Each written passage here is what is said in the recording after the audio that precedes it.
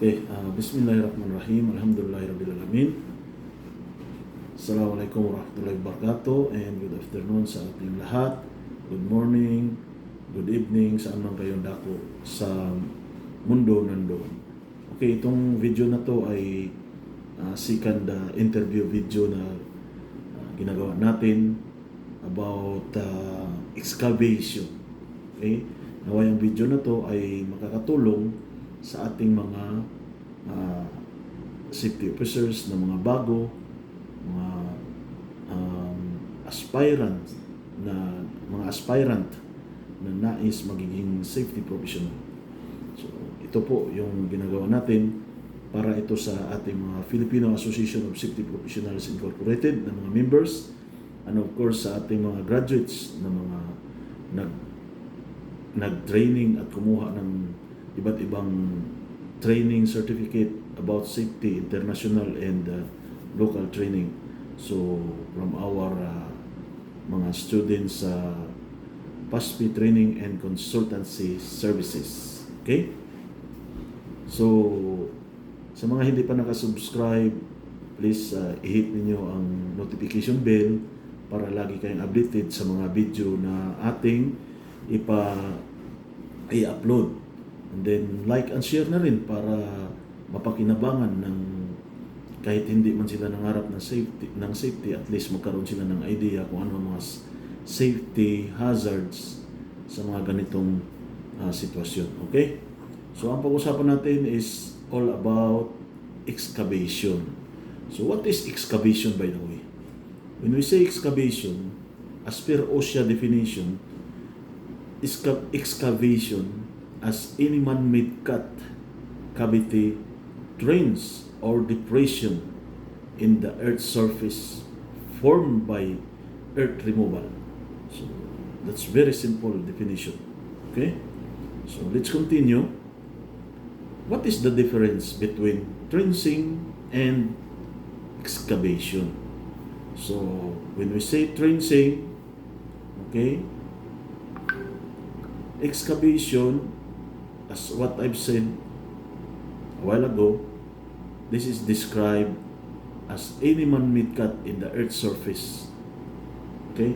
When we say trench, it is a type of excavation that is typically longer than it is width or wide, yung wide niya. So, yung trench, ito yung narrow excavated area. The width is less than the depth, or the depth is greater than the width. So, ganun lang. So, excavation is any man-made cut in the earth's surface.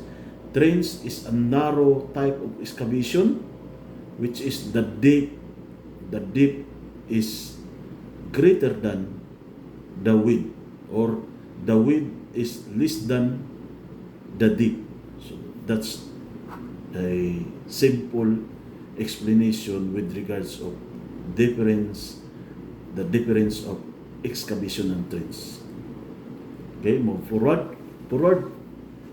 What is minimum safety requirements of or procedures in excavation? So ito yung napakahalaga na dapat ang ating mga sagot, mga kaibigan, dapat naka-bundle or naka-sequence, naka-align palagi. First, dapat una, documents. Okay?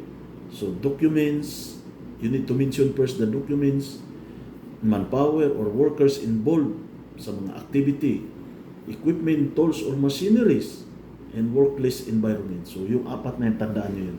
Una, documents, manpower, pwede rin magkabaliktad yung manpower and equipment.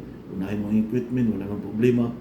But the last is yung workplace environment. Kung anong gagawin natin, paano natin magiging safe ang workplace environment. So, paano natin sagutin? So, isunod-sunod natin. Para the moment na magbigay ka ng kasagutan doon sa mag-interview sa inyo, believe me, hindi na yan magtatanong na marami. The next question is how much your expected salary. That is based on my experience. Okay? First, kapag nagtanong ang isang nag-i-interview, what is the minimum safety requirements or procedures in excavation? So, simple, ang isagot natin, Sir, the minimum safety requirements or procedures in excavation, first, we should have approved excavation procedure, approved excavation rescue plan, approved excavation drawing, approved excavation method of statement, approved risk assessment with regards of excavation, approved job safety analysis as per excavation activities, and approved work permit for excavation. So, documents, continue. And of course, sir, the involved person or personnel or the workers inside during excavation activity, they should be or they shall be trained, and they should be familiar with the hazard associated in excavation. Okay, equipment operator, if they are going to use equipment, heavy equipment, the operators must be certified by third party, and he is competent, okay, and have valid driver's license. During excavation, sir, if they are going to use heavy equipment excavator, the heavy equipment excavator must be inspected by third party with inspection stickers or valid inspection sticker and in good condition. The equipment must be good condition, sir. And all power tools and hand tools being used for excavation must be in good condition and properly inspected. The environment, the area which going to work, we should ensure prior to excavate, it should be the type of soil must be identified. It's either this is type B soil, type A soil, or type C soil. If type C soil, sir, we need to apply protective systems such as sloping, benching, shoring, the trench with support such as planking or hydraulic jacks, and shielding the trench using trench box. We need to identify also, sir, the underground utilities or if there is any underground utilities under the ground. So we need to using cable detector or metal detector to identify if there is any underground utilities. And then install barricade and signages in the area. And after excavation, we should provide proper access and egress. Okay? So, ganun po ang pagsagot. Naka-bundle-bundle, naka-align, naka-sequence. Okay? So now, dagdag kaalaman. What are those hazards associated in excavation? We have cave-in, we have excavation, collapse, unstable structures, let's say malapit sa mga, or let's say near on the excavated area, there are some structures, or if you are going to install structures or support, so if unstable, this is unsafe.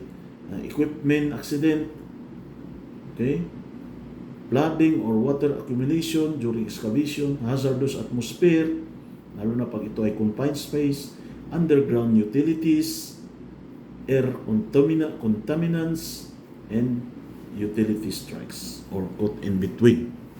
Okay? So dagdag natin kaalaman. Dagdag kaalaman ulit. Minsan, ang mga katanungan, mga kapatid, ay kino-combine or iniisa-isa. Okay? So let's say, for example, they are going to question you, what is the safety requirements or what is the safety requirements for the operator and equipment? So, simple. We will say the operator must be certified by third party and have valid driver's license. The equipment must be inspected by third party and valid inspections and have a valid inspection certificate, and it must be good condition, and insurance, estimara, whatever some documents which is related to the equipment must be in place. So mga ganyang katanungan. Let's say, inano nila, iniba nila yung mga tanong. Okay, what is the safe work system or safety system to be applied in excavation? So, hinihingi nila yung safety system. Ito yung binanggit natin kanina. Okay? Yung protective system sa excavation. So, paano natin sasagutin? Sir, the safety protective system we will apply in excavation, especially if this is easily to collapse the soil or type C soil. First, we need to apply sloping, shoring, benching, or trench box. We can provide trench box or trench supports. So, yun yung mga protective system ng excavation kapag tanungin kayo. Okay? Pag tinanong kayo, what are those documents need to provide during before excavation activities? Sir, the documents that need to provide like excavation plan, approved excavation plan, approved excavation rescue plan, approved excavation procedures, approved excavation drawing, approved excavation method of statement, job safety analysis, risk assessment, and of course, work permit for excavation. So, they are asking about documents. Ba? So, inano nila, iniisa-isa nila yung katanungan. Okay? Specific yung tanong. Pero pag yung tanong ay general, what is the minimum safety requirements for excavation? So, ito yung sasabihin natin. Dire-diretso. Ganito dire-diretso. Sir, the minimum safety requirements for excavation, first, we need to provide excavation plan, excavation procedures approved, method statement, approved excavation drawing, approved risk assessment, approved job safety analysis for excavation, approved work permit for excavation. The workers who are involved in this activity or this excavation operation must be trained and familiar what are those hazards associated in the excavation. And if they are going to use heavy equipment, the operator must be certified by third party and competent to operate the equipment. Then the equipment must be inspected by third party and have a valid inspection sticker. Then the area or the workplace must be inspected or provided the barrication, signages, and then ensure before excavation the soil on the workplace must be identified if it is type C soil, type B soil, type E soil. If type C soil, then we need to apply protective system like benching, shoring, trenching, okay, shielding. So these are the things that you are going to